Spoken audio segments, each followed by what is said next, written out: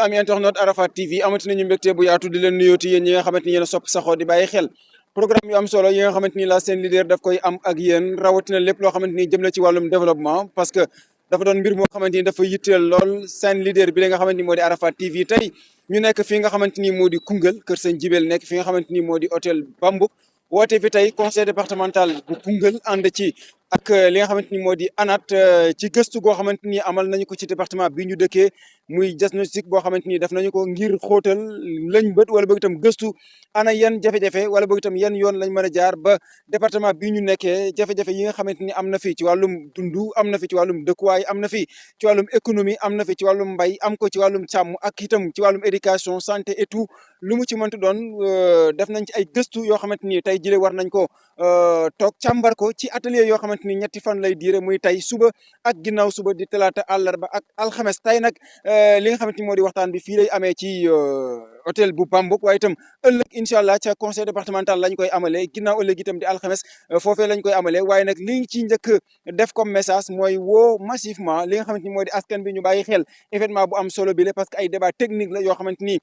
dañ koy basé ci lan la ñuy mën a def pour que askan wi la wala boog itam gox bi ñu dëkkee suqaliku génn ci jafe-jafe yi nga xamante ni nekk nañ ci parce que bu ñu xoolee askan la wow la ëpp ay ndaw lañu askan la wow lu ëpp ay néew ji doole lañu askan la wow li ëpp ay baykat lañu di dund ay jafe-jafe yoo xamante ni ñu ngi koy dund ci seen wàllu mbay ñi nga xam ne ñoo nekk ci càmm ñoom itam di ko ci dund ñu ngi def ay gëstu nag jafe-jafe yi nga xamante ni nekk nañu ci kur li nga xamante ni moo di gox bi ñu dëkkee ëllëg ak ginnaaw ëllëg mu bokk ci gox yi nga xamante ni dañuy nekk ci kaw li nga xamante ni moo di yeneen i gox ci réew mi waaye itam woo bu baax a baax li nga xamante ni moo di maire yi nga xamante ni ñoo nekk ci département de Koungheul 9 communes yi nga xam ne ñoo fi nekk seen ay maire ñu ngi leen di invité waaye itam di leen woo ngir que ñu participer ci li nga xamante ni moo di débat yu am solo yooyu parce que débat technique la yoo xamante ni jàpp nañ ne ay décision moo fa war a génne waaye boobu itam ay proposition ñoo fa war a génne yoo xamante ni ëllëg ginnaaw ëllëg boo ko tegee ci loxo état ëllëg ginnaaw ëllëg nga teg ko ci loxo ay bailleur dinañu xam bu baax a baax que ne gox bii nga xamante ni la ñu nekkee muy département de Koungheul lii mooy jafe-jafeem lii mooy ay yoon yoo xam ne war nañ ci mën a jaar waaye itam ay solution ay vision yoo xamante ni askan wi seen bopp ñoo koy xalaatal seen bopp tënk ko ci li nga xamante ni mooy situation wala boog itam environnement bi ñuy dund kon yaakaar naa ne duñ def dara lu dul ànd ak yéen dugg ci biir li nga xamante ni moo di salle bi suivre li nga xamante ni moo di lenn ci débat yi nga xamante ni am na fi te ñu am yaakaar bu baax a baax que ne dina doon débat yoo xamante ni proposition moo ciy bàyyi ko doon débat yoo xamante ni amaana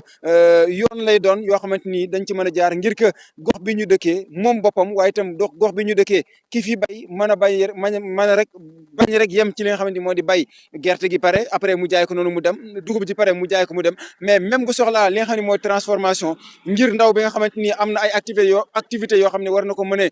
au lieu que mu dem Dakar wuti ay écouteur am airport am di jaay ci loo xamante ni peut-être bokkul ak vision bi nga xam ne am na ko bokkul ak gis-gis bi nga xam ne am na ko mais la ko yóbbee mooy amul activité yoo xam ne mën na ko mëne ci dëkk bi wala boog itam ci gox bi mu dëkkee yan yoon lañ mën a jaar ba nga xam ne dañuy contribuer lu am solo ci mbayum dër wala boog itam mbayum noor comme ça kii nawetoon ci tool bi mën a nooraat ci tool bi yooyu yëpp ay gis-gis la ay xalaat la yoo xam ne mën na génne fi nga xamante ni moo di atelier yi ñu nekk dañuy dugg ci biir ànd ak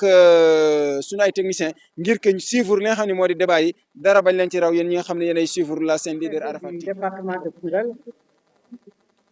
messieurs les maires, monsieur le secrétaire général, monsieur le directeur général de l'Agence nationale de l'aménagement du territoire, mesdames, messieurs les conseillers départementaux et municipaux, madame, messieurs les représentants des services techniques régionaux et départementaux, mesdames, messieurs les partenaires techniques et financiers, mesdames, messieurs les membres de la délégation de l'ANAT,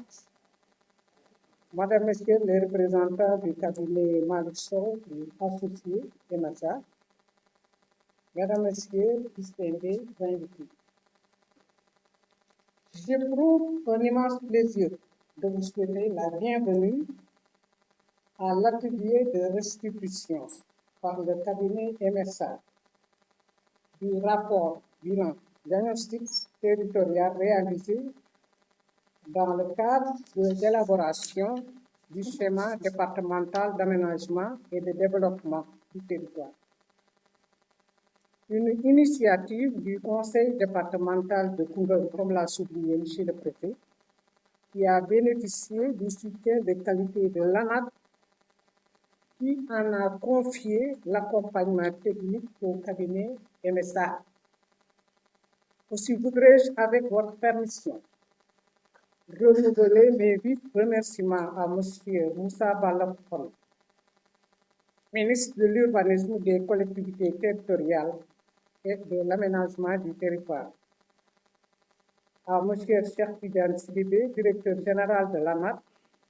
et ses collaborateurs qui n'ont ménagé aucun effort pour nous accompagner dans cette mission de territorialisation des politiques publiques. Monsieur le directeur général a ainsi, sous la houlette de Monsieur le ministre, concrétisé la volonté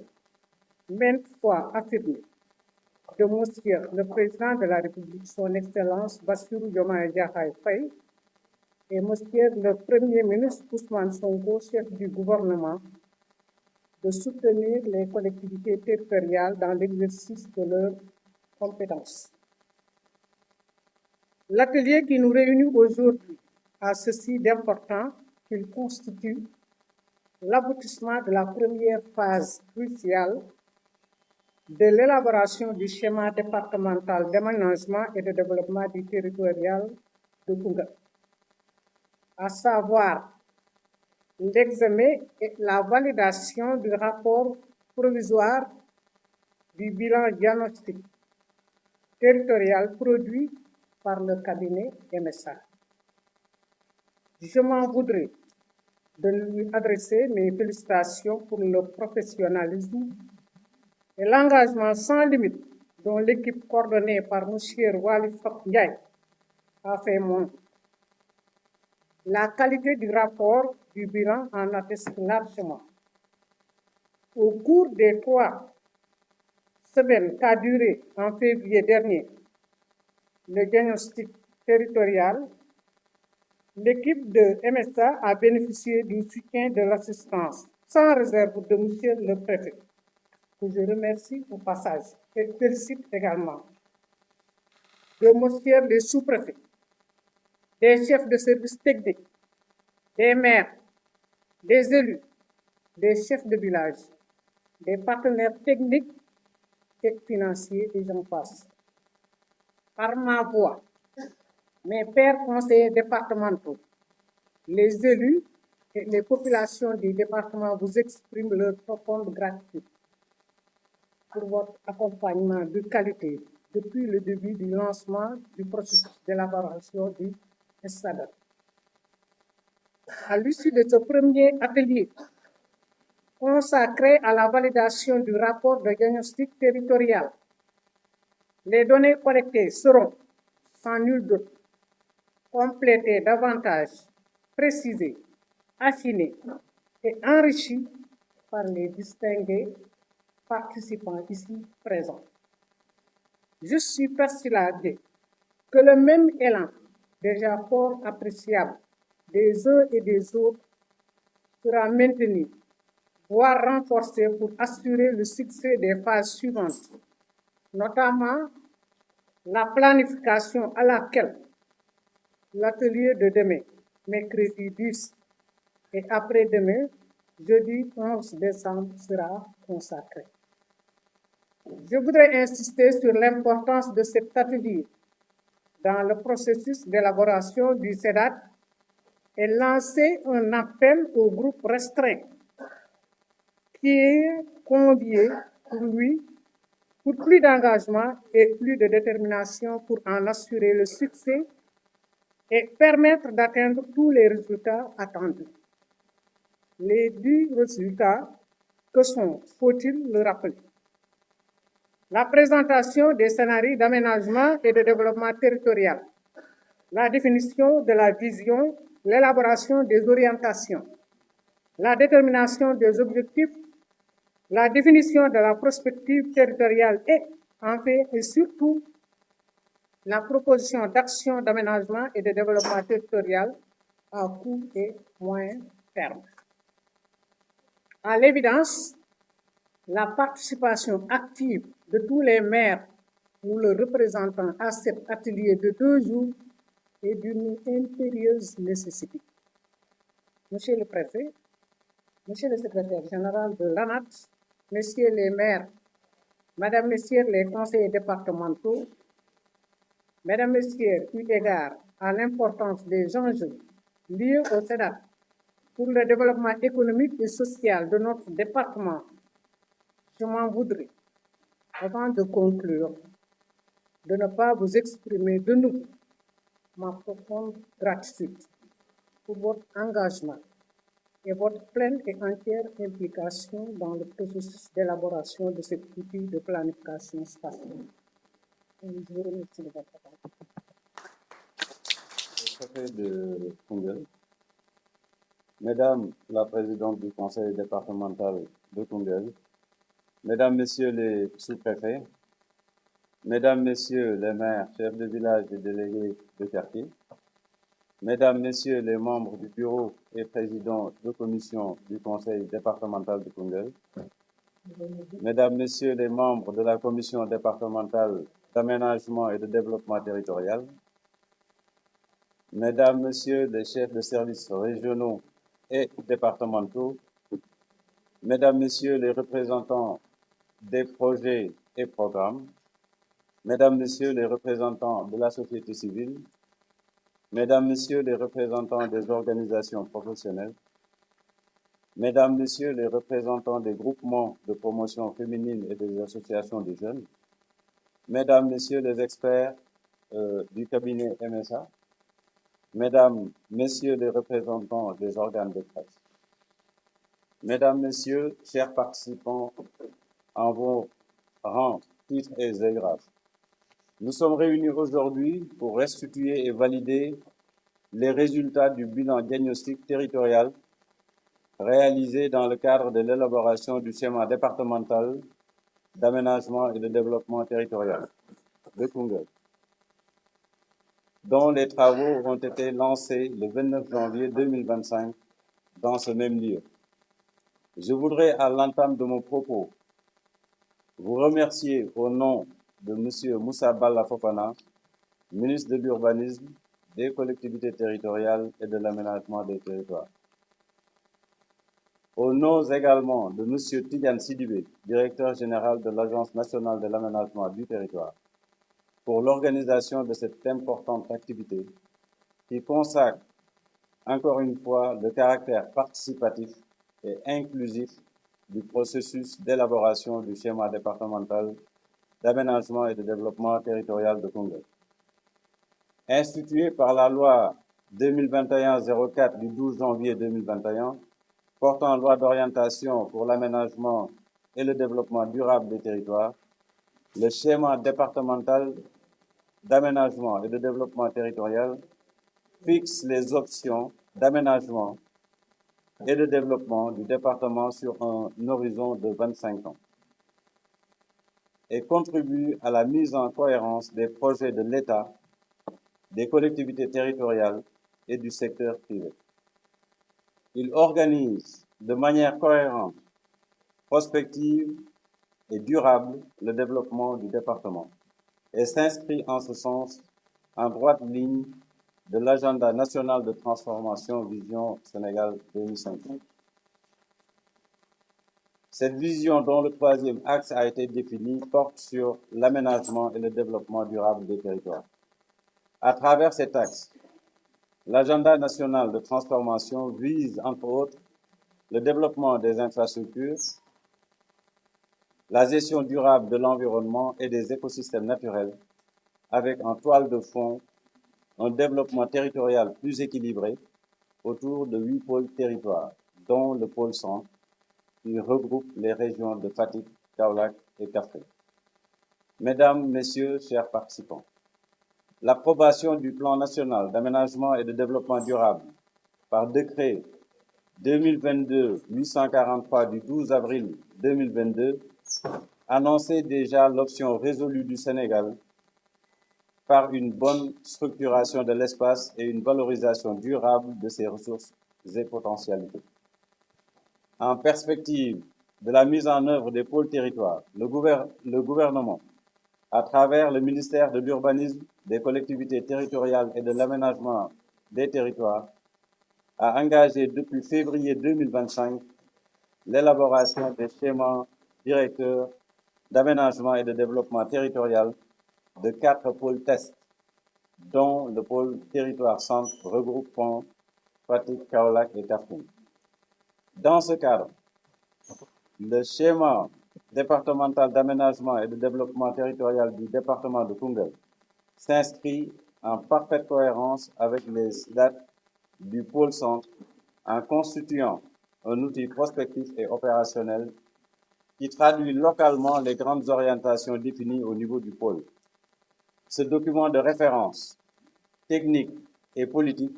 précise les projets structurants à programmer dans le temps et dans l'espace, en mettant l'accent sur la préservation de l'environnement et des écosystèmes, la connectivité et le désenclavement, la valorisation durable des ressources locales et l'accès équitable aux services essentiels. Ainsi, le schéma départemental d'aménagement et de développement territorial de Koungheul devient un maillon stratégique de la planification territoriale nationale en articulant les priorités locales avec la vision intégrée des pôles territoires, dont le centre avec la vision Sénégal 2050. Il est à rappeler que le département de Koungheul occupe une place importante dans la hiérarchie fonctionnelle des établissements humains établis par le Plan national d'aménagement et de développement des territoires et le schéma départemental d'aménagement du pôle centre. Ville secondaire, Koungheul, de par sa position stratégique, est appelée à jouer un rôle prépondérant dans le développement socio-économique de la région de Kaffrine en tant que hub logistique et centre commercial structurant. Il est également appelé à abriter des industries agroalimentaires et d'importantes infrastructures sociales de base. À cet égard, l'élaboration de son schéma d'aménagement et de développement territorial est une occasion pour les acteurs territoriaux d'anticiper de manière prospective sur l'ensemble des enjeux d'aménagement et de développement territorial et de définir de manière précise les orientations stratégiques ainsi que les actions qui permettront dans une approche de structuration cohérente de l'espace de guider les futurs investissements de l'État, des collectivités territoriales, du secteur privé et des partenaires en développement. Mesdames, Messieurs, chers participants, l'ANAT, en décidant, dans le cadre de son projet d'appui à la mise en œuvre du Plan national d'aménagement et de développement des territoires, d'accompagner le département de Koungheul dans l'élaboration de son schéma, tout comme celle des départements de Guinguinéo et de Goudiri, prend l'entière mesure des défis et enjeux. Elle s'engage en parfaite cohérence avec le Plan national d'aménagement et le schéma directeur d'aménagement et de développement territorial du pôle centre, qui est en cours d'élaboration, à accompagner le conseil départemental afin qu'il se dote d'un outil de prospective territoriale et d'aide à la prise de décision. Mesdames, Messieurs, chers participants, l'atelier qui nous réunit aujourd'hui a pour objectif, comme je l'ai rappelé précédemment, de partager et de valider les résultats du bilan diagnostic territorial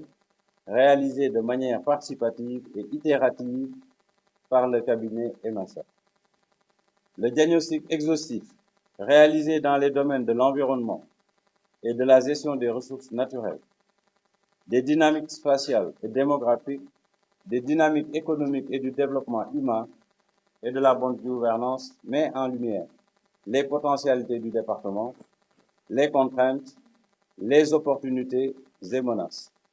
Le document analyse aussi de manière diachronique, c'est-à-dire sur les 10 dernières années,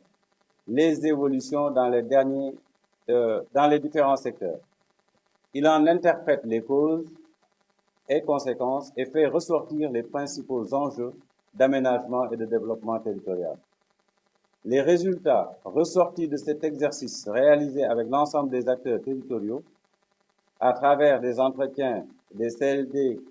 des ateliers zonaux de diagnostic devront alimenter la prospective par rapport à la planification territoriale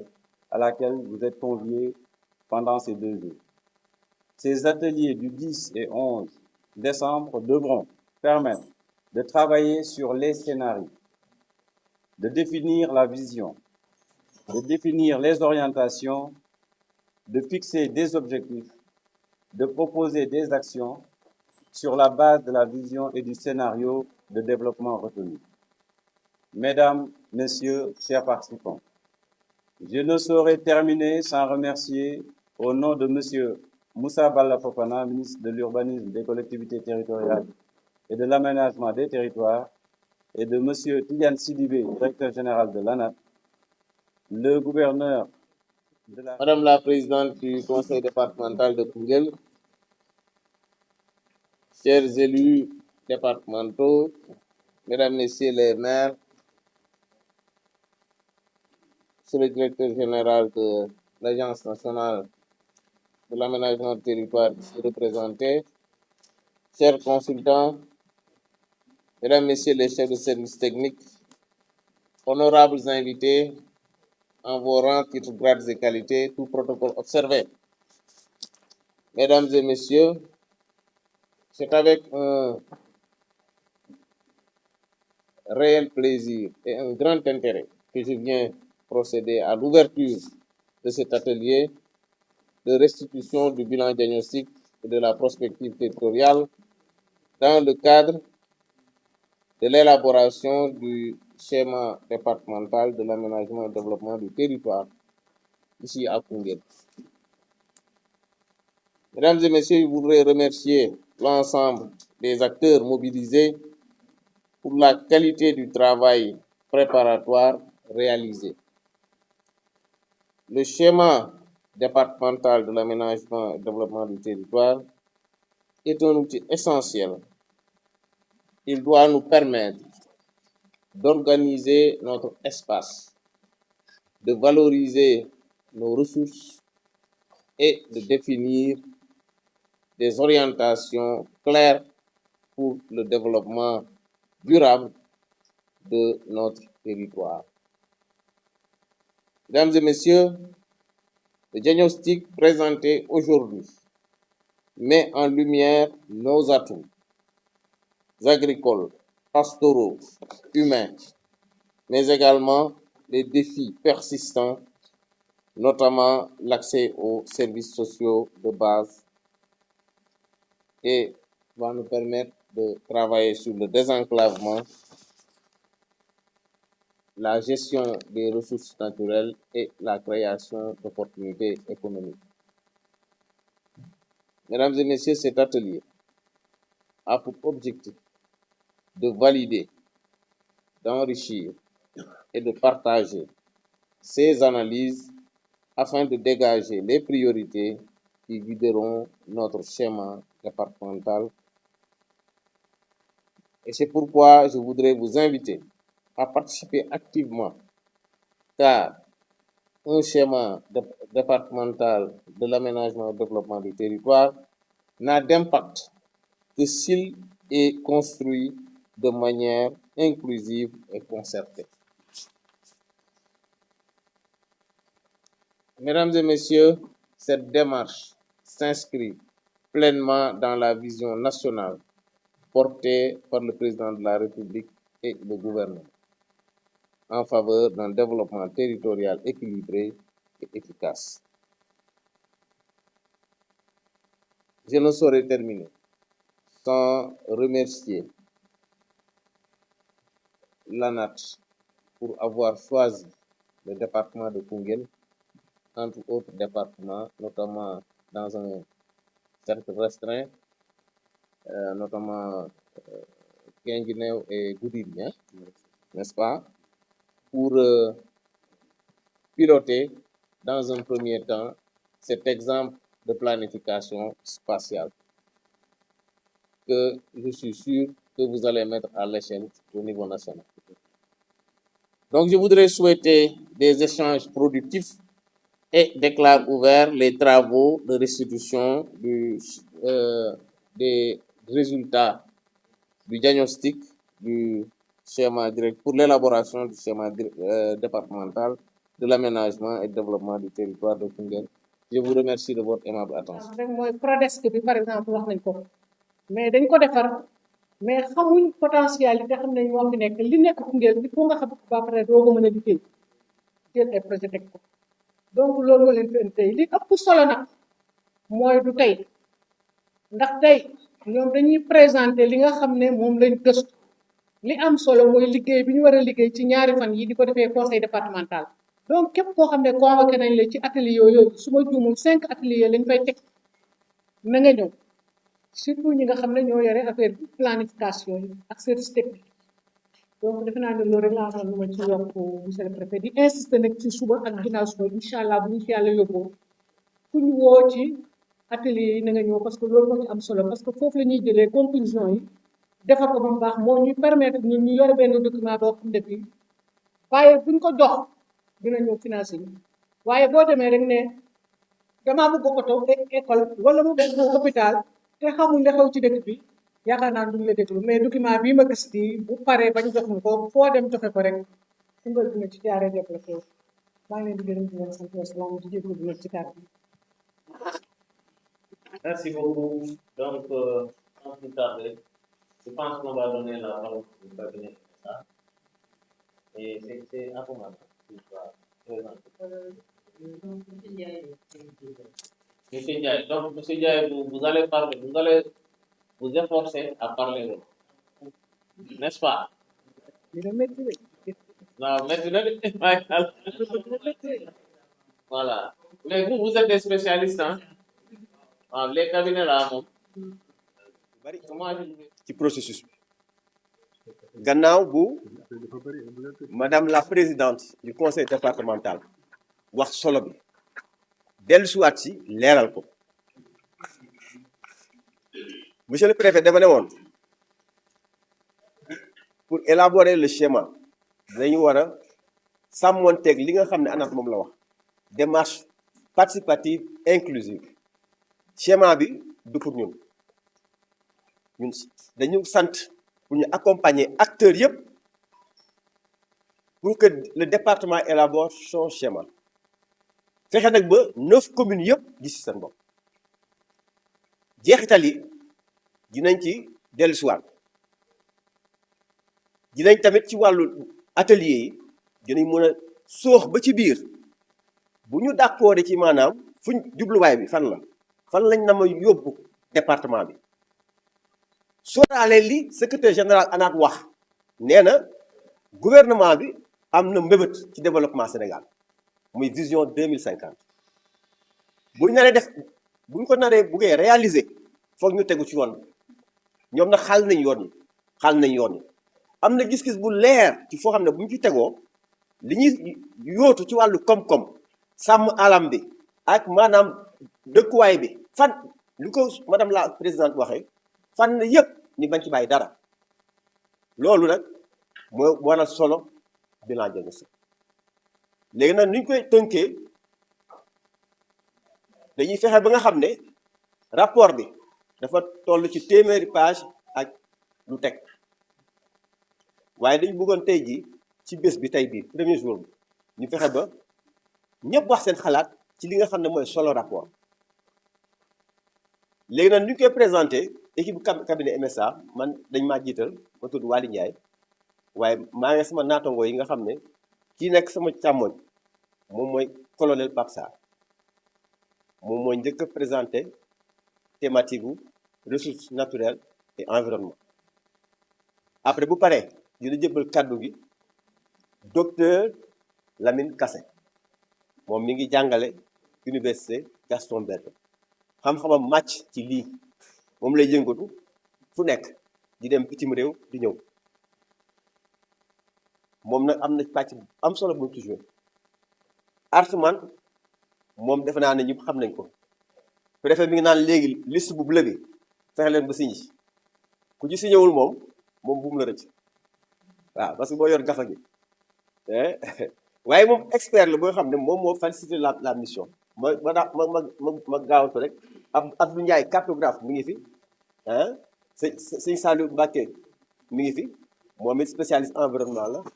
ñun nag suñu patron mooy Marise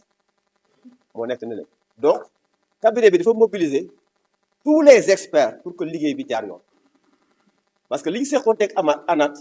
dañ bañ ñu jàmm dañ bëgg liggéey bi ñëpp kontaan ci loolu nag dafay laaj ñun lépp dañu taxawaayu déglu ak teewlu lépp loo xam ne am ngeen ci xalaat joxe ko ñu fexe ba rapport bi day yenu maanaam day mucc ayib donc loolu nag ci pour ne pas bañ a yàgg léegi pour ñenn ñi nga xam ne ci français ñu am ci visibilité le plan de présentation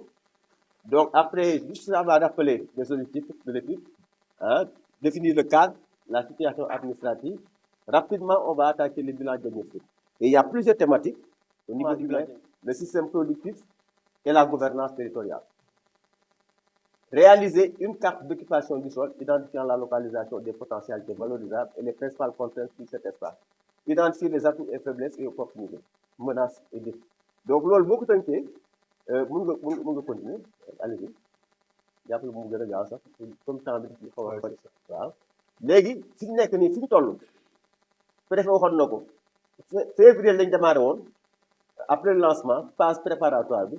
léegi ñu ngi toll ci diggu yoon phase élaboration du bilan diagnostic moom maanaam foofu dañ koy tënk bu ñu valider rek ñu daal di yomb suba ñu commencé élaborer schéma bi ñun nag ANAT dinañu may diiru maanaam 2 ba 3 weer pour ñu jeexal schéma bi ñëwaat sottiwaat ko li madame la présidente wax mu nekk loo xam ne mooy nekk la vision partagée de développement du territorial du département de Guinguinéo de Koungheul maa ngi jéggul parce que seen mbokk waa Koungheul tamit Guinguinéo dañ fa def lii la même chose am na 2 at ci gannaaw waaye sotti ci ak def si la ku ci nekk fa nga war a taxawoo pour que soqali région bi Kaffrine wax na ko aussi buñ ne le pôle centre donc loolu yëpp ay lëkkaloo la dafa am solo loolu nag damay jox kon les kàddu gi sama naataango mu daal di maanaam sotti li nga xam ne moo waa situation bi ci wàllu waa situation administrative xëy na peut-être li mën nañ ci bañ a tuuti donc ci maanaam boo situé département bi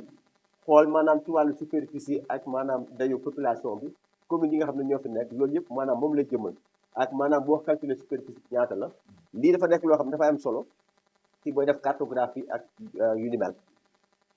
beneen bi waaw léegi nag kon damay jox kàddu gi sama naataango colonel Pape Sarr. Merci Waly. Merci préfet. Peut-être que partie bi may développé nag day xaw a technique parce que environnement et ressources naturelles pour nga traduire comme man day xaw a jafe daal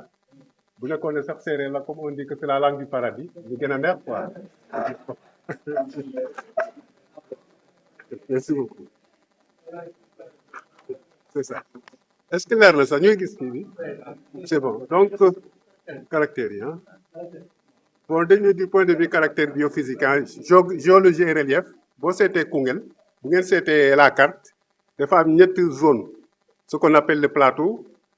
le glacis et les vallées plateau mooy en fait gën a kawe ci département bi plateau bi nag day descendre ci glacis bi ñëw ci vallée yi bu ngeen xoolee noonu effectivement boo seetee la topographie c'est du nord au sud du département noonu la demee quoi bu seetee climat bi nag on dit que c'est un climat soudano c'est un sahélo-soudanais bon en fait dans la littérature on a 3 grands types de domaines climatiques c'est le domaine sahélien c'est le domaine soudanien et c'est le domaine guinéen bon Koungheul il est un peu à la lisière entre le Sahel et le soudanien donc c'est un peu pourquoi on dit que c'est un climat soudano-sahélien taw yi c'est entre 600 et 1500 millimètres par an bu ñu xoolee diagnostic bi dañoo def 10 ans ñu xool la pluviose maanaam buy taw depuis 2014 ba 2023 on a fait les analyses on s'est rendu compte année 2020 moo nekkoon l'année 2020 moo nekkoon l'année la plus pluvieuse du département avec 1300 et quelques millimètres 1346 millimètres. Par contre, 2014, c'était l'année la plus sèche, avec moins de 500 millimètres. Donc, effectivement, bu ñu defee les analyses, loolu la ñu gis ci département bi. Pour ndox mi maanaam li ñuy wax les eaux ndox mu nekk ci kaw ak ndox mu nekk sous terre les eaux de surface et les eaux souterraines bi ñu seetee am na ñetti catégorie am nañ la vallée du Najina Bolon boo xam ne mooy traversé Makayop Ida Mouride Saly Escale Missirah Fass Cekkeen et Koungheul boo seetee bassin versant yooyu yëpp day traversé communes yooyu donc ça veut dire que ndox moomu communes yooyu yëpp am nañ ndox ci le ballon de Najina Bolon am na aussi ay mar yu bëri surtout au niveau des communes de Ida Mouride Nguent Pathé et Lour Escale ak yeneen nag maar yu ndaw yoo xam ne effectivement à Lour Escale et Fass Cekkeen foofu tamit am na ay ndox moo xam ne ci dina mun permettre ñu def maraîchage et cetera yooyu c'est important parce que dans la prospective dañ ci del siwaat bu ñu xoolee nag ndox mu ne ci suuf dafa am 4 nappes il y a ce qu'on appelle le continental terminal qui avoisine à 50 mètres on peut la voir. La nappe du Miocène, de l'Oligo-Miocène, qui se trouve entre 70 et 150 mètres, ci suuf la am na nappe boo xam ne c'est l'Éocène, le Paléocène yëpp c'est des aires géologiques qui ont traversé l'histoire. Bon, pour ça xam ngeen le Paléocène a été l'ère la plus chaude de l'histoire avant même l'humanité parce que la Terre a vu sa température augmenter de 5 à 8 degrés en 20 000 ans. C'est au Paléocène que la plupart des mammifères ont disparu. Mais d'autres mammifères sont apparus. Les primates, les chevaux. Ça fait cette période aussi, les dinosaures aussi ont disparu. Donc ça veut dire que c'est important. Le changement climatique, peut-être d'ici quelques années, si on ne fait pas attention, peut-être que l'homme peut disparaître. Sait-on jamais. Mais en tout cas, c'est un phénomène qui entraîne la disparition et l'apparition d'autres types d'habitants. Bu ñu xoolee aussi suuf si il y a 3 types de sols qu'on dit les sols ferruginotropicaux mooy sol yoo xam ne pratiquement ci kaw ngeen ko gis ci carte bi les sols squelettiques ou lithosols mooy yeneen bon couleur normalement ça n'apparaît pas malheureusement ak les sols hydromorphes maanaam suuf soo xam ne boo ko xoolee pratiquement foofu la ñuy def maraîchage moo nekk ci vallée yi quoi mooy ñetti catégorie suuf soo ñoo nekk ci département bu Koungheul. Pour les ressources végétales, là c'est important. On se rend compte qu'on a ici 5 forêts classées avec une réserve sylvopastorale. C'est énorme. Parce que le département de Koungheul, c'est pratiquement le département où il y a plus de forêts classées. C'est-à-dire pratiquement où il n'y a pas d'espace où les gens peuvent développer des activités. Et ça, c'est une grande problématique. C'est un grand problème. Et de ces types de cette végétation, elle s'est composée de 3 types. Ce qu'on appelle la savane arborée, la savane arbustive et la forêt ripicole. La forêt ripicole, moi, bon, c'était ci vallée. Des femmes avec garab yu fa nekk yoo xam ne spécialisent un peu de ces zones. Ce qu'on appelle les forêts ripicoles. Bon, c'est pas mal de choses quoi. La savane arborée, mooy ay sterculia, ay dimbak yooyu quoi. Bon, c'était savane arbustive, mooy ngeer, etc. Donc, ce sont des types de savanes qu'on retrouve au niveau de Koungheul. Je disais donc qu'on a 5 forêts classées, 4 forêts classées et une réserve, 3. Hein? C'est 3 forêts classées et une réserve, donc j'ai déjà dit, il n'y a pas de souci. Quand on a fait le diagnostic, on a fait ce qu'on appelle la cartographie diachronique. Madame, nous évaluer en ce qu'on appelle le sang. CG 2010, 2020, 2000. De 2000 à 2020, nous avons évolué. Nous analysons est-ce que des continuer de bas ou bien des wagnéku. Cette situation définit des catégories d'occupation. On a par exemple les formations végétales. On a ce qu'on appelle les zones de culture, est-ce des augmentés ou des wagnéku. On a ce qu'on appelle les zones artificialisées, madame de quoi on a aussi ce qu'on appelle les plans d'eau, lac, marigot, etc. Est-ce qu'il y a des fois ou bien des cons? Mais en tout cas, on a l'analyse pour déterminer ce que ça vaut. Malheureusement, la carte est du quoi. Mais si on donne cette carte, effectivement, des feignes. Puis c'est la carte de 2000.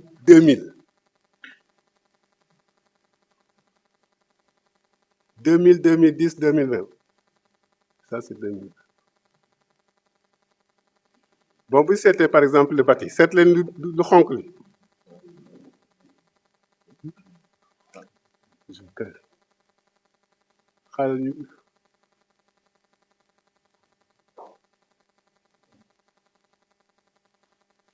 Peut-être pour dire, ça, c'est nous qui avons fait cette analyse.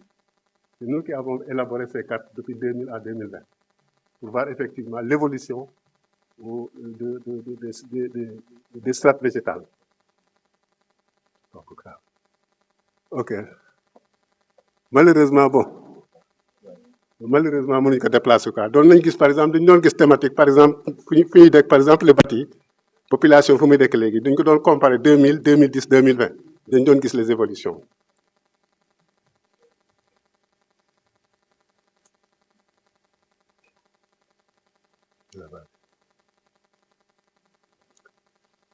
Bu ñu xoolee quand on a fait l'analyse on s'est rendu compte que la savane arborée maanaam les arbres de grande taille entre 2000 et 2010 elle a fait une régression de 11 000 et quelques hectares. En 10 ans, la savane arborée a perdu 11 000 hectares. Donc 5% au dépend maintenant de la savane arbustive. Ça veut dire savane su bon gàncax gu gën a tuuti ngeer ak yooyu day gën a avancé mais boo xoolee ay dim ak yeneen day wàññeeku. Donc c'est un peu le processus qui est en train de se passer. La savane arbustive a connu maintenant savane arbustive boobu maanaam ngeer yeeg yooyu dafa wàññeeku entre 2010 et 2000 de 28 000 hectares. Ça veut dire que ñaari savane yi de 2000 à 2010 ñoom ñëpp dañoo wàññeeku. Bon malheureusement bu ñu doon gis le tableau bu nekk nii c'est très explicite di koy wane daal.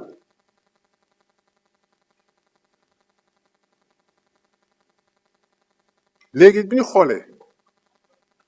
dañ ne la savane arbustive à partir de 2010 dem 2020 day commencer maintenant ñëwaat ñu ne loolu lu ko waral ñu ne parce qu'à partir de 2006 on a eu les plans d'aménagement et de gestion des forêts. Donc ça veut dire que dans la prospective il va falloir que nous réfléchir est-ce que bu ñu aménager les espaces occupés par les strates ça va pas revenir les ressources forestières. Ça, c'est un élément. Il y a le fait aussi que le service forestier a bénéficié d'un apport d'agents nouveaux pour renforcer le dispositif qui existait. Mais également, il y a eu des programmes qui interviennent, qui développent des activités de revenus pour les populations. Cela aussi fait que les gens ne font plus peut-être au niveau de la forêt, mais ils ont d'autres activités qu'ils développent et qui permettent à la ressource de se régénérer. C'est un peu ce qui explique cette savane. Bon, le bâti et tout, par exemple, on a vu que, je ne l'ai pas dit, hein, les surfaces du bâti, maintenant, habitation, même ça progresse de manière constante, permanente. Donc, ça veut dire que nous continuons d'agresser les ressources forestières. L'espace forestier est complètement agressé, c'est normal. Mais le problème qu'on a, c'est que les gens qui agressent ces ressources, ils le font dans l'intérieur des forêts classées. Et vous savez, monsieur le préfet, c'est illégal. En fait, les forêts classées, personne ne doit y habiter. Personne ne doit y développer quelque activité que ce soit. Il se trouve que la plupart des forêts classées ont été agressées. Et je sais qu'au niveau de la direction des eaux et forêts, ils sont en train de réfléchir comment restructurer cet espace qui reste encore et peut-être de délimiter les forêts, cartographier pour que ça puisse aussi servir aux communautés. Là, c'est une perspective qui se dessine. Et peut-être dans la planification, on y reviendra peut-être pour écouter un peu plus tard. En plus maintenant de ces ressources forestières, on a ce qu'on appelle les ressources fauniques. Madame Malayek, on a ce qu'on appelle la faune mammalienne, la faune aviaire terrestre et la faune aviaire aquatique. En tout cas, c'est un campement de chasse. Et quand il y a la ressource de la faune, ça veut dire qu'on peut effectivement développer des activités de chasse, des activités d'ammodiation. Parce que l'ammodiation, on l'a expliqué, moi, l'État qui cède une partie de son espace à un privé pour qu'il exécute des activités qui vont générer des revenus. C'est un peu ça l'ammodiation. Ça a commencé en 1987 après le décret de 1986 de la gestion des ressources. Il y a beaucoup d'autres activités qui se mettent à ce niveau-là et qui font que, voilà, on est en train de gérer à la fois la ressource végétale et la ressource faunique, parce que quand il n'y a pas le végétal, il n'y a pas de faune. Parce que le substrat de base, c'est le végétal. Donc, quelqu'un le disait, hein, je crois que les Chateaubriand disaient que la forêt précède la civilisation, le désert le suit. Donc, ça veut dire que c'est la civilisation qui détruit la forêt. Et donc, on sait qu'effectivement, dans le département également, il y a 5 zones amodiées qui couvrent à peu près une superficie de 85 000 hectares. Et ces zones amodiées sont situées au niveau des différentes communes que nous avons là. Koungheul, Saly 1, 2, zone 2, Ida Mouride et dans la zone de Bambouk où nous sommes.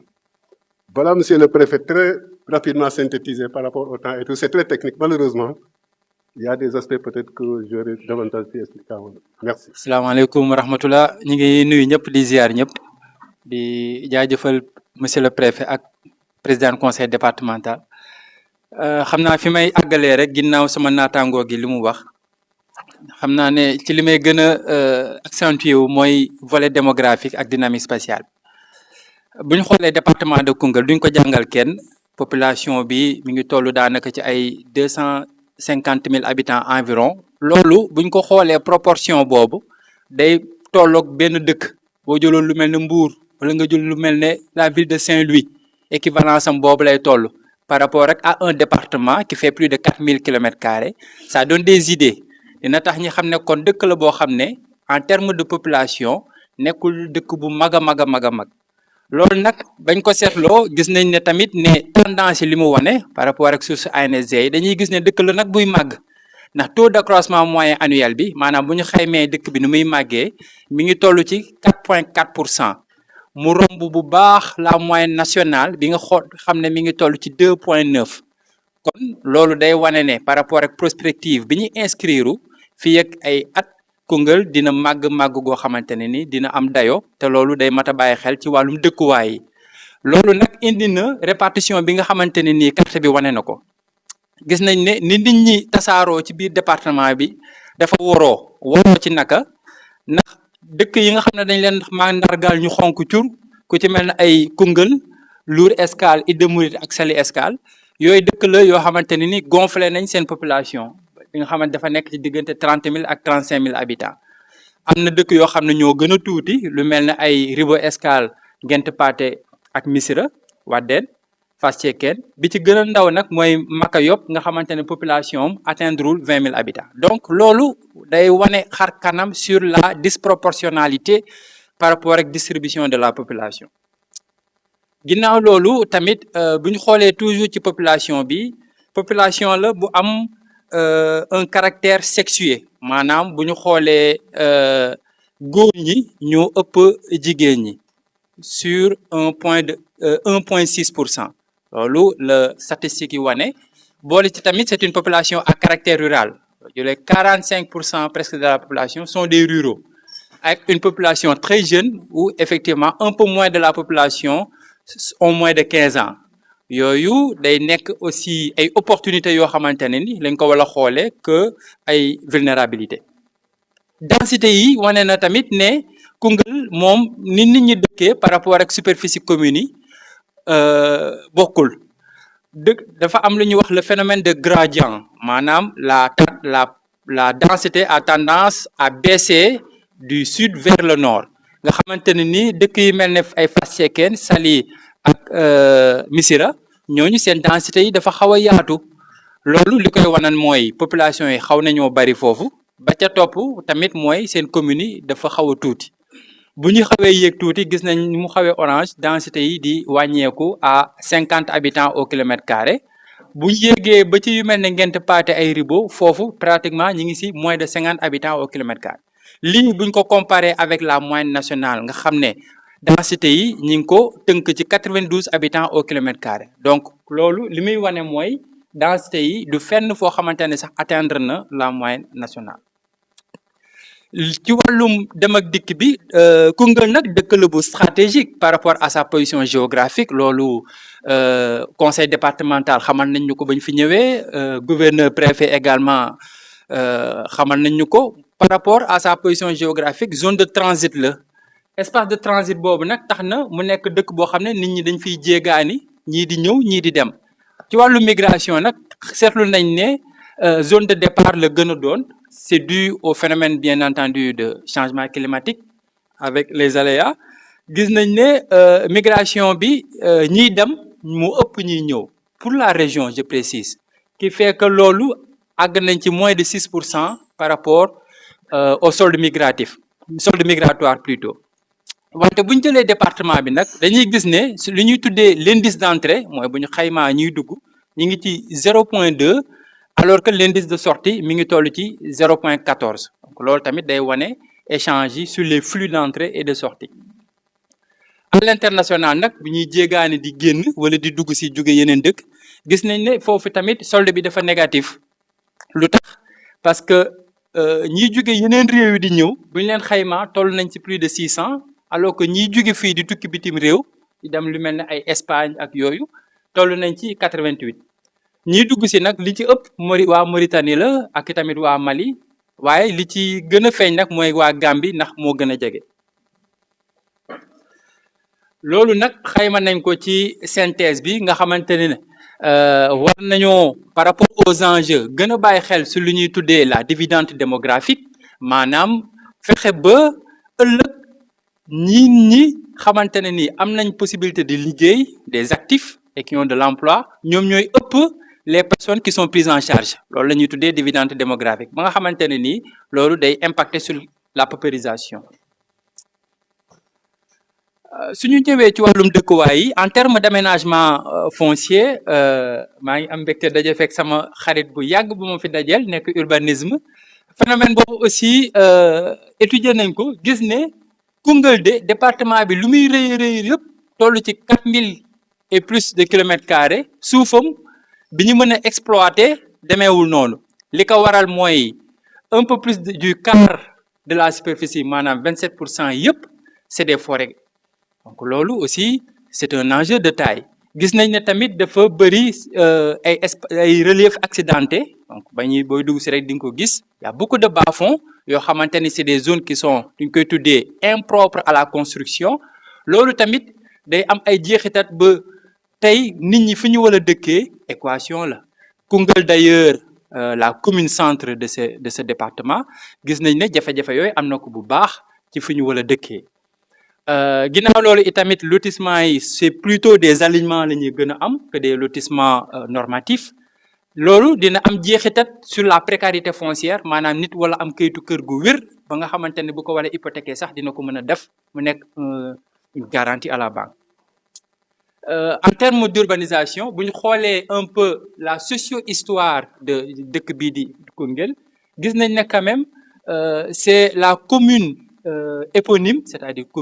Koungheul moom moo nekk une zone urbaine alors que pour le reste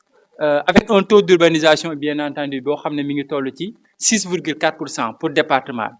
loolu dafa néew lool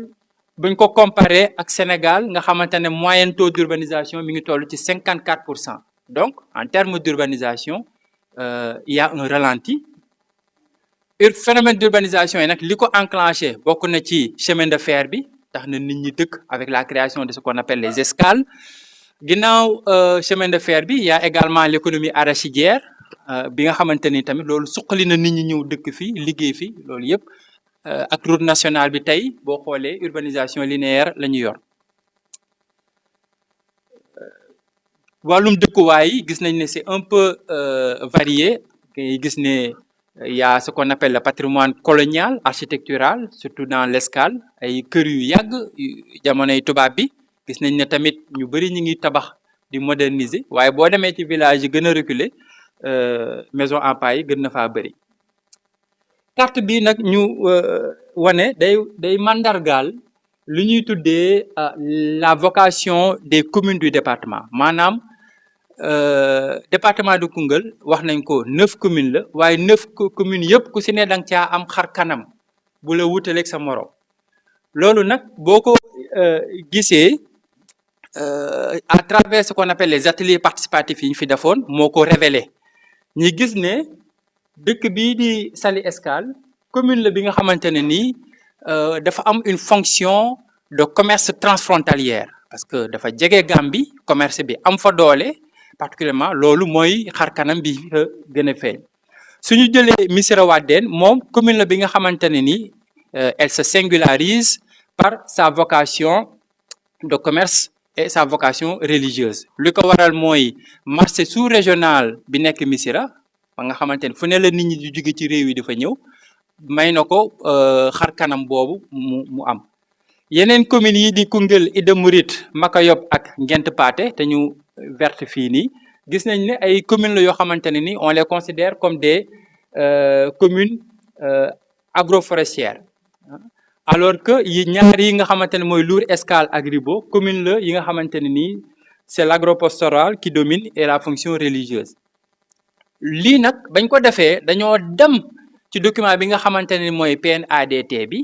bañ ko xoolee gis ne dafa am lu bëri lu ci lëkkaloo li ko waral mooy SG ñëw na ci tout à l'heure dans son propos d'introduction xam ne département bi dafa am une vocation agroforestière donc les conclusions de cette typologie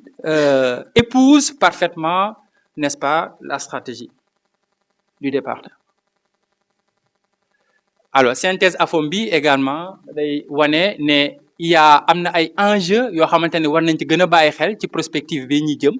en termes de gouvernance foncière justement war nañu tamit gën a bàyyiwaat xel li ñuy wax l'intercommunalité nu ñuy toppatoowee suuf bi diggante dëkk ak dëkk yi ak tamit nu ñuy sauvegarder tout ce qui est patrimoine bâti qui est très important ak aussi urbanisation su ma jàllee rapidement ci wàllum accès à la santé dinañu gis ne parce que kii résumé na ko Koungheul dafa am lu ñuy wax carte sanitaire bu xaw a vulnérable parce que loolu la diagnostic bi révélé bien entendu ñi gis ne bu ñu xaymaa dëkk bi di département bi am na 43 par exemple sages-femmes loolu buñ ko méngalee ak soxla yi nga xamante ne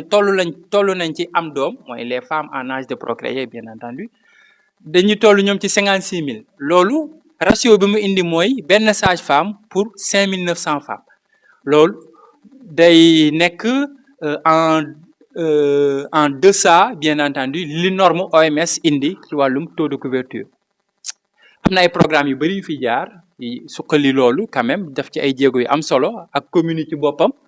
gis nañ ne ñu ngi ciy taxaw di ci jàpp gis nañ ne tamit am na ay villages yu xaw a sori pour mën a jote fi ñuy fajoo parfois bañ defee les simulations parfois am na ñoo xam ne dañuy parcourir plus de 20 kilomètres pour mën a faju ak ay yoon yoo xamante ne ni xaw naa jafe par rapport ak l'enclavement poste yi tamit gis nañ ne yu si bëri poste de santé yi yu si bëri c'est sous-équipé maanaam amul fajukaay ba fa war bokk na ci tamit jafe-jafe yi mooy que ne il faut que ñu ambulance jafe na leen maternité yi fonctionné wul ni mu waree ak yooyu yëpp programme bi ñuy woowee PNDS nga xamante ne mooy définir la stratégie de santé wax ne fii ak 2028 dañu Koungheul war na am dëkk bu nekk 50 000 habitants yu nekk ñi am benn poste de santé waaye bu ñu ko xoolee tey jii par rapport à cette stratégie ñi ngi am benn poste de santé pour benn centre de santé autant pour moi pour 253 000 habitants donc wane na un gap de 4 centres de santé yu ñu amul. secteur de la santé bi jafe-jafe yi ci plateau médical bi mi ngi ci problème ambulance yi wax naa ko électricité eau dañ leen couper ndox ak courant yooyu yëpp jafe-jafe yooyu mi ngi ci rupture de médicaments yi par rapport ak contrat bi ñu am ak CMU yooyu yëpp ay jafe-jafe la yu ñu seetlu ci tënk mën nañu wax ne en termes de couverture suñ jëlee 430 localités yi dëkk bi am 250 yi rek ñoo am taux de couverture bu normal loolu mi ngi toll ci environ 58%. suñu xoolee carte bi gis nañ ne également on a une répartition disproportionnée déséquilibrée ndaxte ca kaw dëkk yi mel ne Ngent Pathé ak Ribo Escale foofu taux de couverture bi environ agul sax 50% xam ne dafa néew lool yi ci digg bi te ñu mandargaleen ci bleu ñooñu ñu ngi ci entre 53 ak 64% ñoo tane ba tey waaye Koungheul ak Salé Escale gis nañ ne en termes de couverture ñoom ñoo gën a avancé fii tamit suñu xoolee le nombre de population par poste de santé gis nañ ne tamit il y a des déséquilibres en termes de ratio ndax bu ñu jëlee Koungheul xool leen foofu rek daanaka ñi ngi am benn poste de santé pour 15 000 habitants ñi dépassé nañ norme OMS bi qui est de 5 000 yëpp dañ ko dépassé que ça soit muy Fass Cekkeen Idda Mouride Ribo ñoom ñëpp dépassé nañ normes yi kon gab yi ba tey dafa faible. Département bi 61 cases de santé yi ñu fi répertorié bañ leen a affiché ci carte bi gis nañ ne tamit y a toujours cette distribution disproportionnée ba nga xamante ne nii si suuf daal ak digg bi ñoom ñoo gën a jotee bërëbu farujukaay yi que dëkk yi ci kaw. Fii nag bu ñu jëlee ci wàllum éducation bi gis nañ ne très rapidement que ne wàllum njàngum xale yi njàngum ndaw yi mooy élémentaire bi. foofu kat gis nañ ne Koungheul daal moo ci am couverture bu baax waaye bu ñu jëlee yeneen dëkk yi Saly Escale tamit ak Makayop foofu def nañ fa ay jéego ñu ngi ci presque plus de 90%. waaye dëkk yu mel ne Ngent Pathé xëy na ñoom ñoo desee am ay résultats yu probants avec 58% ci taux de couverture. bu dee CM yi nag bu ñu jëmee ci njàngum collège bi foofu gis nañ ne nag. daanaka commune bu nekk am nga sa collège donc ce qui est déjà bien loolu lu baax la à l'exception de Koungheul qui en a plus 3 CM ak ay lycée waaye gis nañ ne Missirah quand même am nañ fi lycée bu ñu fa tabax loolu tamit nekk na ak jéego waaye loolu wala mën a am la ci yeneen communes yi kon suñu xoolee 2024 bii ñuy génn taux brut de scolarisation muy indicateur bi ñuy xayma ñiy jàngi gis nañ ne école primaire ñi ngi ci 62% loolu dafa nekk lu faible ba tey ndaxte buñ xoolee moyenne nationale bi mi ngi ci 81% donc le département est toujours en retard. Indice également de parité diggante góor ñi ak jigéen ñi ndaw yi jàng foofu tamit gis nañ ne góor ñi ñoo ëpp y a toujours le poids de la tradition qui fait que école coranique bi les travaux champêtres yooyu yëpp day exercer un poids sur la scolarisation. bu ñu xoolee tamit secondaire bi foofu it taux de scolarisation bi dafa xaw a néew ndaxte mi ngi ci 33% alors que moyenne nationale bi mi ngi ci 50% donc là on est toujours sur des gaps dafa néew ba tey secondaire bi tamit 13% lañ am Koungheul alors que moyenne nationale bi ñu ngi ci 30%. ñi ngi def ay jéego ci wàllum li ñuy wax alphabétisation bi muy langue locale bi ak arabe bi loolu it ay jeexital la yoo xam ne am na ko ci jërëjëf. waaw très rapidement parce que ñaari jàpp rek la ñuy complété mooy eau potable et assainissement bu ñu xoolee département bi am nañu 99 forages pour 430 localités. Ça veut dire que bu ñu defee analyse bi également il y a une forte disproportion de la quantité de forage par rapport aux différents arrondissements. bu ñu xoolee arrondissement bu Idda Mouride on a 42 forages pour un total de 170 localités 42 forages ñoo am ci arrondissement bi pour 170 localités. Ça veut dire que c'est insuffisant. Donc, ce qui fait qu'en termes de 4 forages pour une population de 2800 habitants. 4 forages vont être desservis. Donc, ça veut dire que c'est insuffisant. Very good. Oui, l'arrondissement de Lour Escale, on a 23 forages pour 111 localités. C'est aussi le tout là. Donc, ça veut dire que pour 2600 habitants, on a un forage qui le sert au niveau de 5 localités. Chaque forage doit servir 5 localités. Pour l'arrondissement de Missirah Wadène, on a 32 forages pour 139 localités.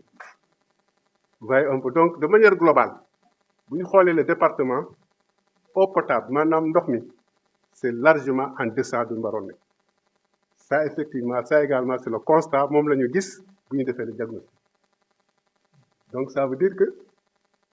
dans la prospective, il va falloir effectivement, en faisant l'analyse, cette plan va renforcer pour permettre aux différents arrondissements de disposer de l'eau, notamment en forage. Surtout que nous avons pour nga am ndox parce que dañu am 4 nappes bu ngeen rappeler pour nga am faut nga am forage te forage bu gën a sori on est dans le Maastrichtien qui fait à peu près 450 mètres et c'est cela qui donne les plus grands débits bu ndox muy war a am donc ça veut dire que quelqu'un qui va falloir investir dans de l'eau il faut qu'il puisse comprendre qu'il va aller dans le Maastrichtien ba napp bu gën a sori ci suuf donc là c'est aussi quelque chose qui est observé bu ñu xoolee aussi ci problème yi forage dañuy panne souvent léegi par ci diagnostic bi dañuy wax ne il y a un problème entre effort et flexion. Ils ont eu des problèmes pour qui gère les forages, après le délégataire, qui fait quoi et qui doit faire quoi quand. Il y a toujours des incompréhensions, effectivement on l'a noté, et ça se ressent au niveau donc de la gestion de l'eau de l'arrondissement, du département. Donc, vous avez une carte, les forages, dispersion par rapport aux arrondissements et aux communes. Donc, effectivement, la carte aussi nous l'indique. Donc, maintenant, l'autre aspect qui est l'assainissement. On dit que au niveau du département, le système d'arrondissement collectif est inexistant. Les latrines traditionnelles dominent au niveau de la zone. Le réseau d'assainissement et d'évacuation des UIC pluviales et absent. Il n'y en a pas. Il n'y a même pas d'assainissement. Ça, c'est le constat. Ça aussi, c'est un grand enjeu. Benen aussi ordre. Maritime ramasser. Amul un système qui soit organisé. On le jette derrière les concessions. Pendant que amul un système qui fait que peut-être on peut le gérer correctement. Ça également, c'est le constat qu'on a vu au niveau donc de l'assainissement. Vous savez aussi, de temps en temps, entre nos ressources, am genre vallée, madame, bu fa jaaree ci nawet bi day tax sax pour nga déplacer des xaw am problème. Loolu également, effectivement, le diagnostic l'a révélé pour ce qui concerne l'assainissement. Voilà, monsieur le préfet. Bon, il y a aussi les enjeux, les différents enjeux. Ça, on va les examiner dans le cadre de la prospective. Parce que ça va être important à tout contraindre, mais également en prospective, tiennent compte de ce qui a été dit dans le futur. Merci. Ouais, xanaa ma tënk rek mu jeex ñu ngi jégalu lim xaw a gudd pàcc bi des mooy wàllu koom-koom bu ñu nee wàllu koom-koom ci département de Koungheul bi ci gën a ëpp doole mooy agriculture mbay mi moo fépp doole moo jiitu sàmm bi topp ci yeneen ñi toog a ñëw loolu nag li ko jëmmal mooy maanaam dañu natt seen doole. boo jëlee ci wàllu mbay mi Koungheul dafa am rôle bu am solo bu muy joué ci région bi en tant que poumon daanaka sax ci wàllu dayo fànn yu bari moo jiitu waaw fànn yu bari boo xoolee ci céréales yi ak ci wàllu arachide boo ko comparé yeneen département yi ci région bi dafa am doole donc bu ñu waree soqali région bi Kaffrine foog Koungheul am doole donc loolu dafa fës léegi nag nañ xool léegi seen dayo ci wàllu maanaam am ak seen jafe-jafe parce que loolu bu fekkee mooy jubluwaay bi foog nga xeex ak jafe-jafe yi jox ko doole bi mu war a mu jouer rôle pleinement waaw léegi nag boo xoolee daanaka problème yi ñu identifié boo xoolee fii graphique bi dafay wane fësal ne Koungheul boo ko comparé ak Birkelane ak Kaffrine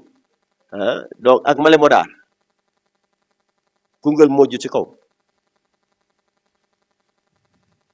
94 237 tonnes xam nga kooku buñ ne vocation agro-industrielle bi ñu war a jox zone bi moom la mooy jubluwaay état bi kon foog ñu taxaw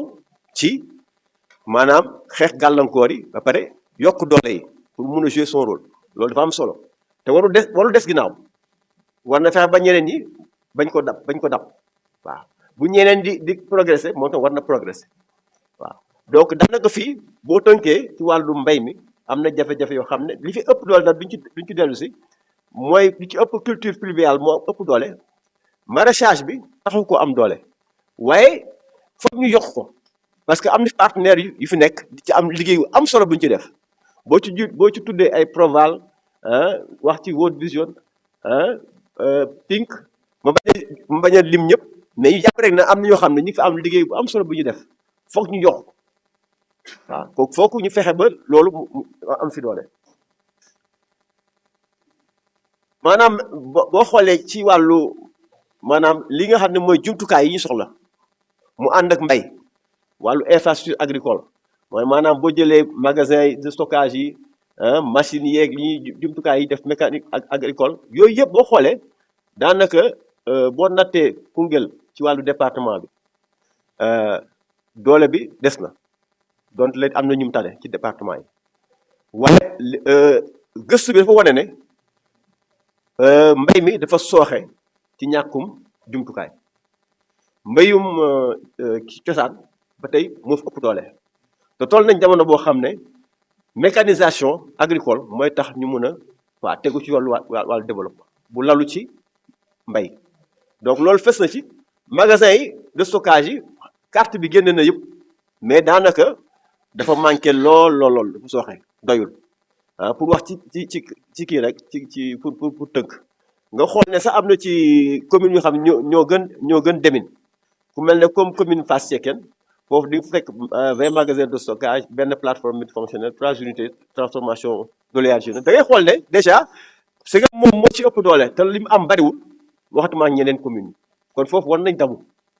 nañ dabu ci wàllu lépp loo xam ne wàllu dooleel mbay mi la ci wàllu mécanisation agricole marché hebdomadaire tam am na yu fi am na ci wax ñuy jouer seen rôle waaye lañ mu wax ne vocation commerciale maanaam li nga xam ne mooy fexe ba ñu dooleel njaay mi mooy tirer filière yi loolu foog ñoom ñu jokk seen doole ba pare nag gën ko yaatal loolu jàngat la boo xam ne feeñ na ci ñu ne nag aussi wax naa ko sànq wàllu mbayum dër bi loolu tamit manqué na donte le am nañ ci ay jéego yu ñu def ci yenn gox yi daanaka fii jafe-jafe yi gën a tar boobu woon def tey wàllu mbay mu ngi koy wax léegi ndox bi fa mu nekk dafa sori kon war nañ mun fexe ba comme nawet dafa gàtt léegi ñu ut yeneen i pexe des systèmes d'irrigation de dernière génération léegi c'est accessible cheratul war nañ fexe ba mu law fu nekk man loolu li ma ci joxe misaal dama yàgg Fuuta ci projet yi foofu Fuuta bi yëpp xam naa ko mais li tax mag sama xel dal léegi boo fa dematee moo ko gëj a yàggul ci axe bi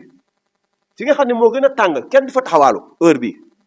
foofu yëpp mbéyum dër ba ci boor tali bi te amuñu ndox kon loolu li am foofu war na mën a am fii donc am na ci yoo xam ne solution yoo xam ne état bi am na ko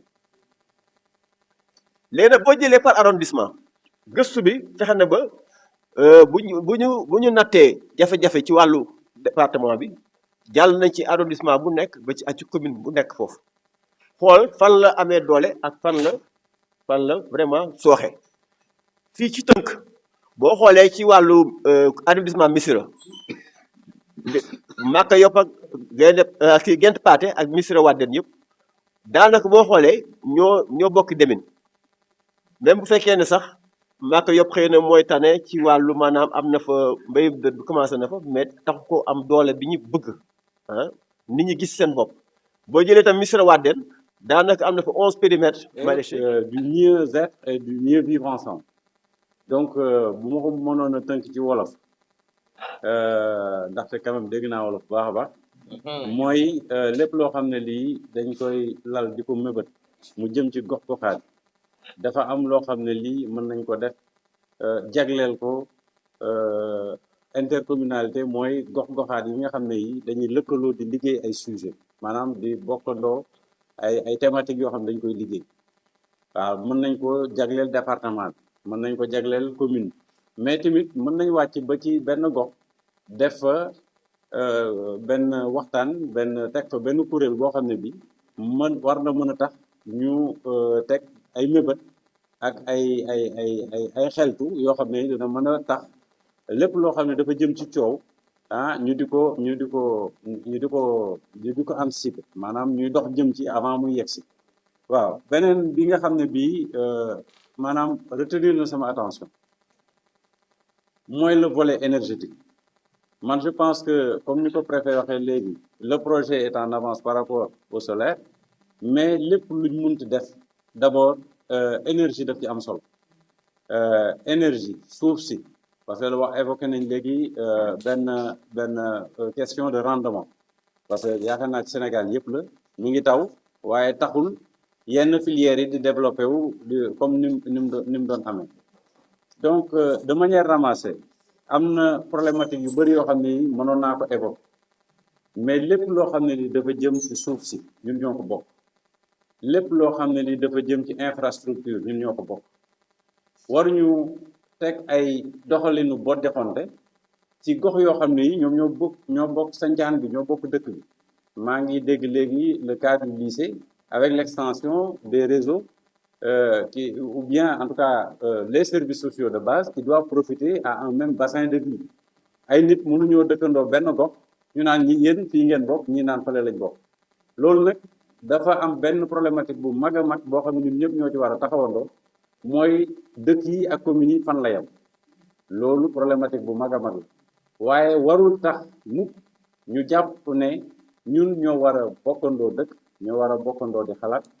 ñoo war a bokkandoo di liggéey te li ñuy liggéey aussi mu jëriñ ñi waaw sànq nii am na MSA évoqué na les coûts de production képp kuy producteur rek di nga xam lan la waaw mooy lépp loo xam ne nii tey war nañu mën a permettre ñuy anticiper ci filières yi xool yi ci am njëriñ yi nga xam ne mooy jëriñ population mooy créer ay emploi mooy stabiliser économie bi ñu jóg jëm ci loolu looloo tax ñaari fan yii di ñëw waxtaan yi war a am solo parce que daje nii waxtaan diagnostiqué présenté ko loolu baax na trop waaye li ci ëpp solo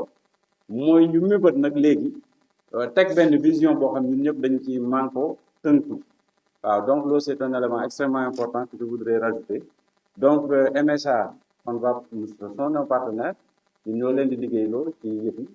am na lu bëri loo xam ne il faut ñu consolider ko ensemble pour que liggéey bi ngeen ciy liggéey boole ko remarque yi ngeen fi def yëpp ñu boole ko pour le document final incha allah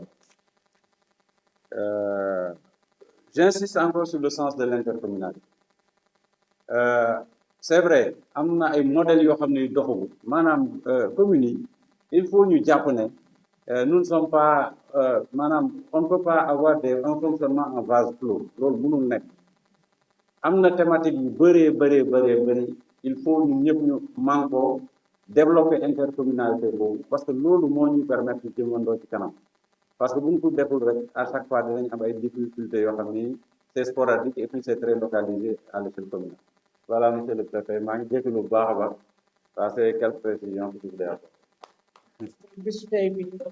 liggéey nañ ci liggéey bu am solo wax bu am solo également te it am na njëriñ te it leer na xam nañ fi ñu jëm xam liñ bëgg ak li ñuy def ak jafe-jafe yi nga xam ne moom la ñuy jonkontoon ci département bi cabinet bi nga xam ne waa ANAT ñoom la yebaloon am na lu bëri leeral nañ ko ci intervention yi également am na solo lool ñu ngi gërëm ñëpp di sant ñëpp di gërëm maire yi fi teew ak sous-préfet yi nga xam ne information yu bëri ñoo ñu ko jox daanaka kon xam naa ne question yi ñu doon laaj yëpp répondre nañ parce que li ci ëpp mooy énergie ak hydraulique rurale loolu ku nekk xam ne ne daf ci xaw a manqué mooy maanaam ndox te ndox moom fu mu amul rek développement dafay manqué yaakaar naa ne projet Promoren bu fekkee ne yegg na ci jàmm ak salaam problème yu bëri dina réglé wu muy agriculture bi muy élevage bi muy problème mu ndox mi également te kon nañ lancement bi te day projet boo xam ne bii bu nawet bi jotee dañu koy taxawal donc ci noor bi ci la ñuy liggéey di wax ne monsieur le préfet damay rappeler rek man ne liggéey bi gën a am solo mooy li nga xam ne moom la ñuy def fi fële na le au conseil départemental muy atelier bi nga xam ne dañ ko war a def le 10 ak le 11 donc damay rappeler rek ñi nga xam ne ñoom ñoo ko war a ñëw ARD ñu ngi leen di solliciter ak conseil départemental bi ñi nga xam ne dañ leen di jël ak représentant service technique yi ñu lim ci permission wu préfet bien sûr urbanisme, grec, eaux et forêts, planification, ANDS, mine, géologie, ANCAR, ANA, SDDR, strat, pêche, élevage, développement communautaire, famille et solidarité, action sociale, sport, jeunesse, urbanisme, IF, responsable projet du conseil départemental, chambre des métiers, infirmier chef de poste mooy ICPI, éducation, agriculture, élevage. Donc monsieur le préfet pratiquement ce CDD bi buñ mënoon a ñëw ci travaux yooyu jàppale ñu ko dina am solo parce que 5 ateliers moom lañ fay def pour ñaari fan yi donc damay bañ rek ñu ne tey pare na rek añ nañ ba pare rek nañ ñib tey ñii dañu doon présenté bilan bi diagnostic bi nga xam ne moom lañ def liñ fi gis comme ni ma ko waxee woon ci début bi moom lañ ñu présenté nañu nag ba pare fu mu ne nii ñun dañuy dem daal di def ay groupe de travail ku nekk par exemple ñu ne fii waa environnement moo fi toog fii éducation ñoo fi toog buñ paree wax groupe bu ne dina am benn rapporteur boo xam ne moo fay nekk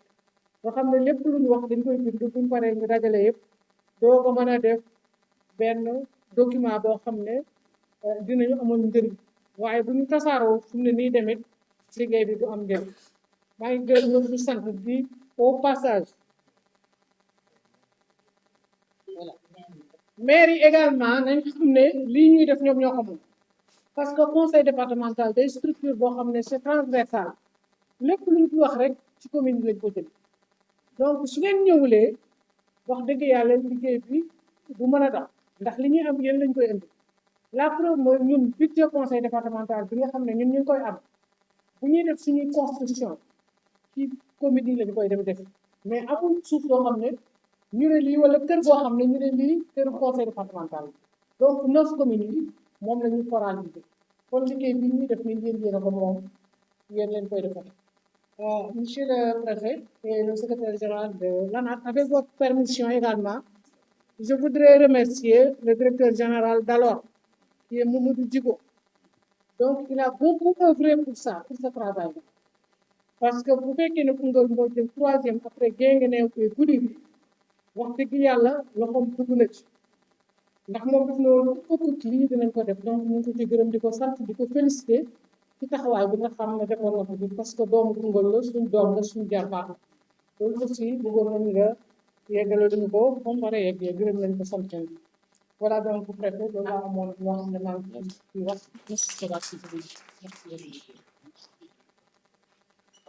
waaw kay jërëjëf mbokk yi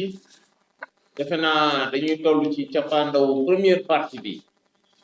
parce que après dañuy présenter li ñuy wax la vision te loolu am na solo soo xam ne ni ñu fekkee ko dina ci am solo xam naa ni après dinaa laaj Atoumane ndax dañu war a pause dem añ ñëw xool vision bi wala dañuy xool vision bi ba pare toog añ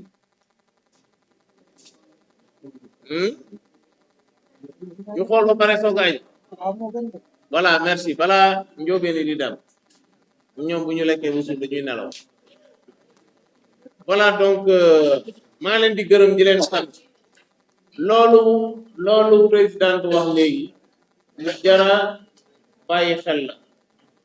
parce que ñaari fan yi ci topp yi nga xam ne conseil départemental lañ koy defee ñaari fan yooyu ñaari fan yu technique la bon xam naa ñun autorité administrative yi jéggal nañ aussi acteurs communautaires yi maire yi la ñu invité ak techniciens yi nag ils sont régionaux ils sont départementaux alors bu ñu ko jëlee secteur social dina am éducation santé action sociale développement communautaire famille bu ñu jëlee économie rurale dina am agriculture élevage pêche aquaculture hydraulique rural plus mine et géologie bu ñu paree ci loolu defe naa collectivité territoriale yi ñoom ñoo ci bokk plus techniciens yi nga xam ne nii mooy waa ministère bi maanaam SPDT mooy promotion développement territorial ak aménagement du territoire bu ma ko structuré noonu daal defe naa ñooñu ngeen soxla ak urbanisme ah pardon waa eaux et forêt ci économie rurale la waaw donc ak environnement ñooñu aussi dañuy dugg foofu donc vraiment ñu xamee ko noonu te maa ngi leen di ñaax aussi ci turu gouverneur de la région de Kaffrine ba bu ngeen demee lii ngeen jot a taataan ngeen liggéey ci liggéey bu mucc ayib boo xam ne nii wax dëgg yàlla yéenay suñuy Sadio ba gars yi buñ ko jëlee yóbbu Dakar buñ ko présenté ñu xam ni wax dëgg yàlla Koungheul desul gannaaw région de Kaffrine desul gannaaw loolu daal laa ne woon dinaa leen ko ñaar maintenant on va marquer une petite pause pour me permettre de me retirer